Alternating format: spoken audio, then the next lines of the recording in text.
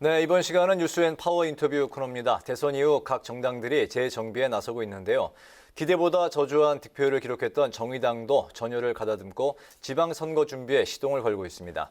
오늘은 여영국 정의당 대표와 함께 대선 이후 정의당의 계획과 방향 그리고 전국 이슈에 대한 입장을 들어보도록 하겠습니다. 대표님 어서 오십시오. 네, 고맙습니다. 네, 출연해 주셔서 감사합니다. 네, 고맙습니다. 대선이 이제 치러진 지도 한 20일 정도 이제 지났습니다. 네. 지난 대선에서 정의당 심상정 후보가 좀 저조했습니다. 2.37% 득표율인데 네. 5년 전 대선 때보다도 그 절반에도 미치지 못하는 그런 결과물을 받았는데 그래서 이제 얼마 전 당 지도부가 대선 평가 이제 토론회를 열지 않았습니까? 네. 앞으로 이제 그 대선 패배 원인이 어떻게 진단이 됐고 앞으로 정의당은 어떤 식으로 나가야 되는지 당 수습 방향이 정해진 게 있습니까? 우선 대표단에서 연 이틀에 걸쳐서 평가 토론을 좀 했고요. 네.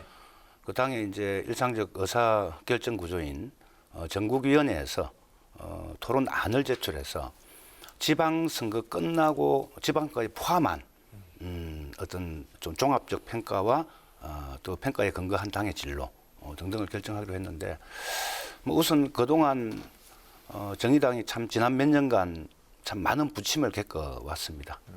그러면서 국민들한테 비판도 많이 좀 받았고 정체성에 대한 또 의문도 많이 좀 제기를 좀 했고 해서 뭐 그런 게 종합된 결과가 이번 대선 평가가 아닌가 좀 이렇게 보여집니다. 특히 이제 역대 어느 때보다도 그 대선 후보들에 대한 예를 들면 1당, 2당 후보들에 대한 비호감이 그렇게 좀 강한 선거였는데 네.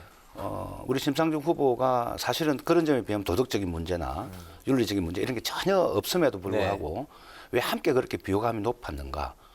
이거는 뭐 개인 후보의 문제를 떠나서 좀 정의당에 대한 그 비호감이 좀 강범위하게 좀 형성되어 있던 뭐 이런 문제에 대해서 우리가 아주 구체적으로 좀 짚어보고 해결 방안을 좀 모색해야 된다. 뭐 이거는 뭐 아무래도 뭐 정의당의 뭐 실패다. 뭐 이렇게 저희들은 평가를 했고 뭐 양당 구조 뭐 탓도 이야기를 합니다만 뭐 그거는 남 탓하는 거기 때문에 네. 그것은 굳이 말씀드리지 않겠습니다. 알겠습니다. 네, 아무래도 쇄신이 필요한 시점으로 보이는데요. 네. 최근에는 청년정의당 강민진 전 대표 직장 내 갑질 의혹이 일면에서 논란이 됐습니다. 네. 진상조사회가 열린 것으로 아는데 이 부분 어떻게 지금 정리가 되고 있습니까? 자꾸 아픈 부분만 자꾸 네. 물어보시네요. 처음부터, 죄송합니다. 네.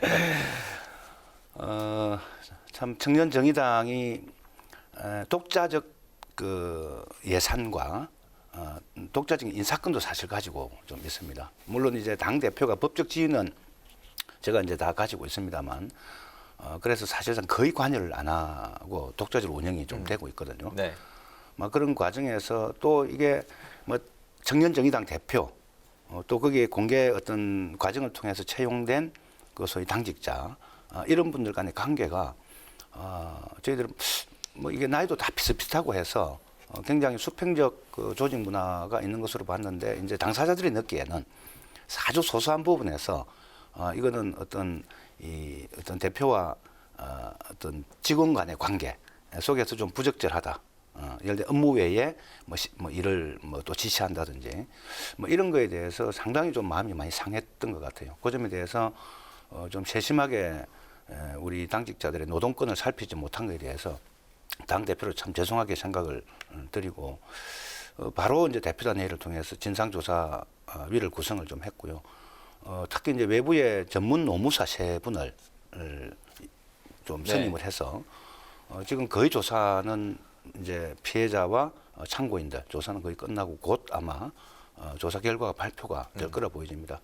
그래서 뭐 조사 결과에 따라서 책임을 물을 부분이 있다면 엄정하게 물을 생각입니다. 네, 조사 결과를 또 지켜봐야 되겠군요. 네, 알겠습니다. 아직 뭐 이게 조사 진행 과정에 있기 때문에 세세한 말씀을 드리지 못하는 것은 좀 죄송합니다. 알겠습니다. 어제 네. 그 문재인 대통령과 이제 그 윤석열 당선이 이제 회동이 있었는데 네, 네.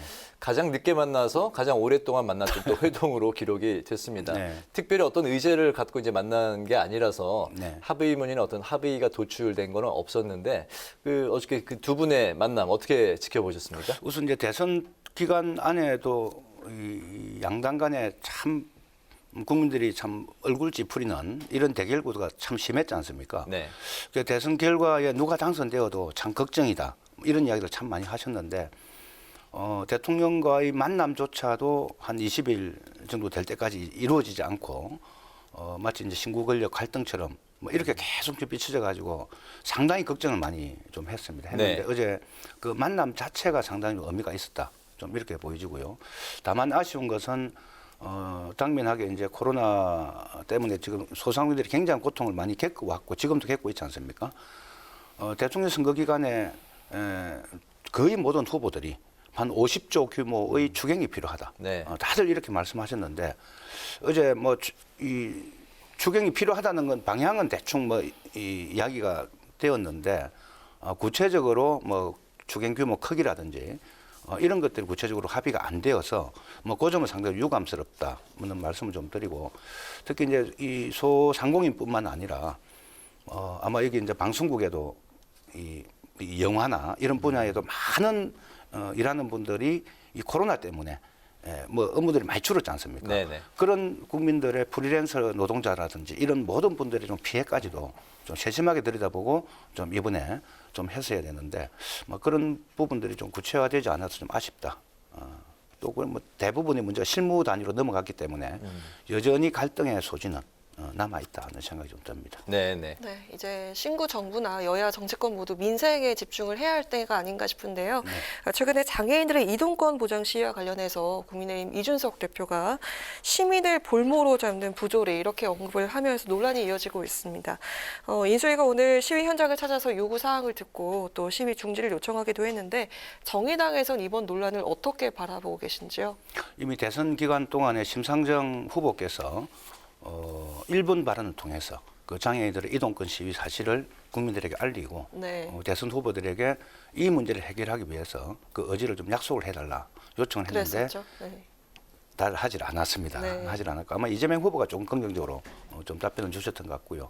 그렇게 해서 그 때문에 그때 잠시 이동권 시위가 중단이 되었습니다. 장애인들 중단이 되었다가 이제 새롭게 시작을 했는데 그 장애인들의 시위를 두고 이준석 그 국민의힘 대표가 장애인들을 비하하고 혐오하는 뭐 이런 저 발언으로 지금도 문제가 좀 되고 있지 않습니까?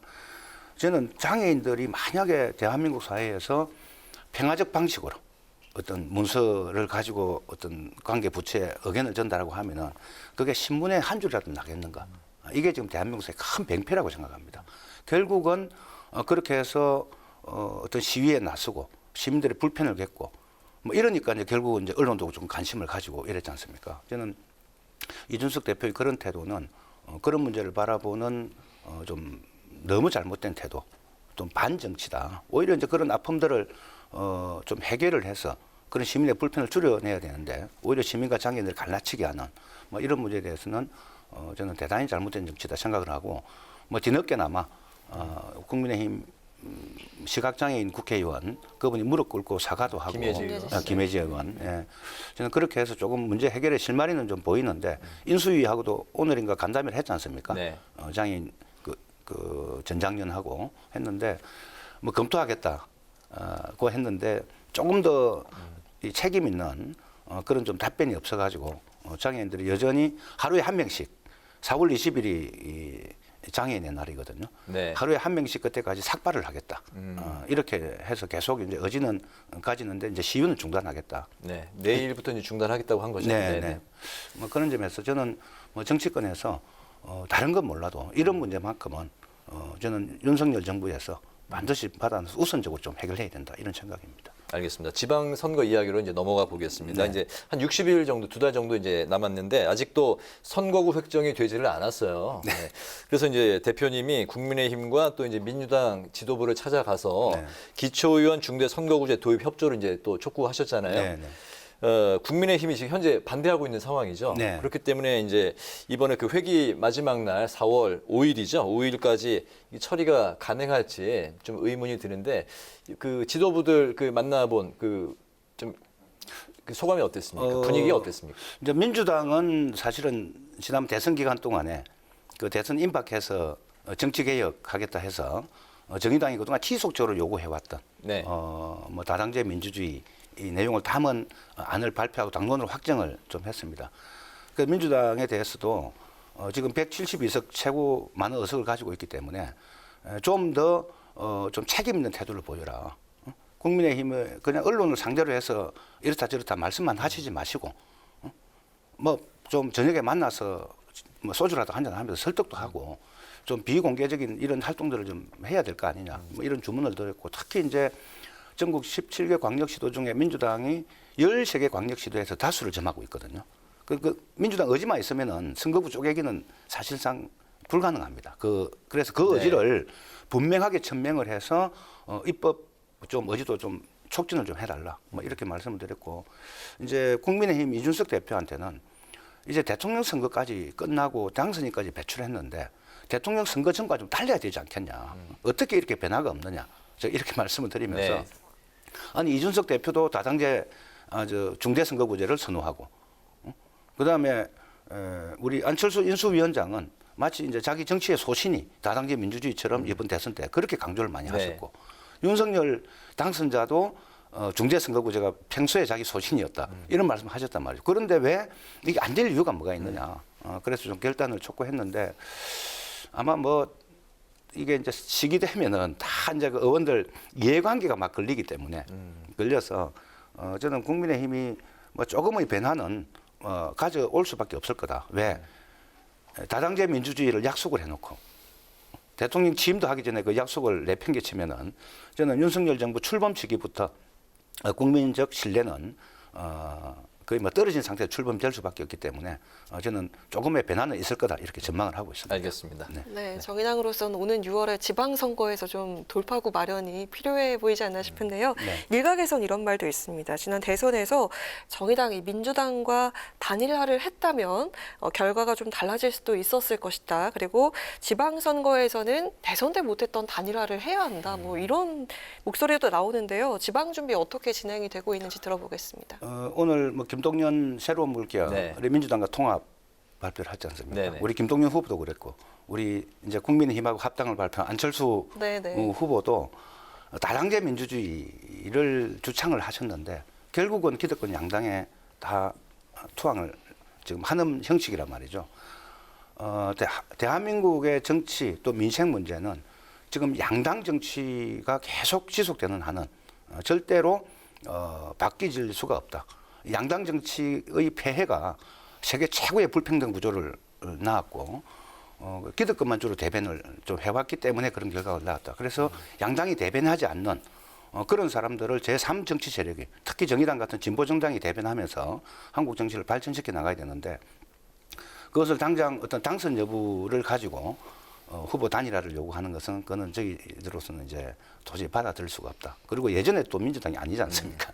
저는 그런 점에서 이번 지방선거에서도 다당제 민주주의 실현을 위해서 저희 정의당을 비롯한 모든 양당을 제외한 모든 진보 정당, 뭐 시민사회 세력들과 모두 힘을 합쳐서 무지개 연대, 제3 정치 무지개 연대를 실현해서 다당제 시대를 우리 힘으로 또 한편은 제도 개선도 하고 또 한편으로는 우리 힘으로 돌파해 나갈 거다. 뭐 이런 말씀을 드립니다. 알겠습니다. 오늘 마지막 질문 드리겠습니다. 네. 이번에 그 지방선거에 그 대표님 출마 이야기도 나오고 있네요. 경남지사 후보로 정의당의 후보로 이제 거론이 되고 있는 거죠. 네. 네네. 출마 결심을 굳히셨는지 먼저 그 들어보고요. 그 마지막으로 또 이제 앞으로 정의당을 어디에 방점을 두고 이끌어 나갈 계획이신지 네. 두 가지 질문 드리겠습니다. 우선 뭐 제가 이제 당 대표기 때문에 이제 출마 문제가 더 고심이 될 수밖에 없는데 경남 지역의 우리 정의당 경남도당이나 지역 노동계에서 좀 강하게 출마 요구를 좀 하고 있고 네. 저도 긍정적으로 현재 검토를 좀 하고 있는 막 그런 상황입니다. 그리고 정의당이 이번 지방선거에서 제3 정치 이 다당제 민주주의 그 실현을 좀 전면화해서 우리 당내에 주요한 좀 인사들은 저는 광역단체장에 출마해서 선거를 이끌어 나가야 된다. 요 좀 생각을 좀 가지고 있고요. 이후에 정의당은 뭐 이번 대선 득표 뭐 결과도 우리가 겸하게 좀 받아들이면서 특히 한국 사회에서 노동과 청년, 특히 여성 이 부분에 더 깊숙이 좀 뿌리 내릴 수 있도록 이분들로부터 지지받고 이분들이 자기 정당으로 생각할 수 있도록 네. 당을 지방선거 이후에 좀 대대적으로 개편을 해 나갈 계획이다는 말씀을 드리겠습니다. 알겠습니다. 오늘 뉴스앤 파워 인터뷰 이제 마칠 시간이 됐는데 오늘은 대선 패배 후 정의당의 수습 상황 그리고 6월 지방선거 준비 상황을 중심으로 지금까지 여영국 정의당 대표와 관련 이야기 나눠봤습니다. 오늘 말씀 잘 들었습니다. 감사합니다. 네, 고맙습니다. 고맙습니다.